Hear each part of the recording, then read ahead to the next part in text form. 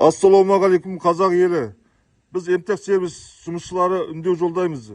Үндеуіміз өкімет басшыларына және Қазмұнайгаз басшыларына. Біз МТЭК сервис жұмысшылары 12 наурыз 2025 жылы Маңғыстаумұнайгаз басшылары МТЭК сервис жұмысшыларына берген ұсынысына қанағаттанбаймыз. Бізге Қазмұнайгаз және Маңғыстаумұнайгаз басшыларымен болған 26 қараша 2024 жылы және 26 ақпан 2025 жылға хаттамалары орындалсын. Өткенде 21 ақпан 2025 жылы жұмыстан қысқарту туралы хабарламасы келді.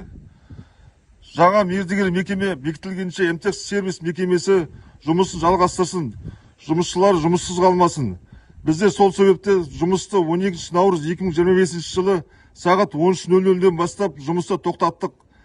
Талабымыз орындалмайынша жұмысқа шықпаймыз. Келісеміз бе, жігіттер? Келісеміз бе?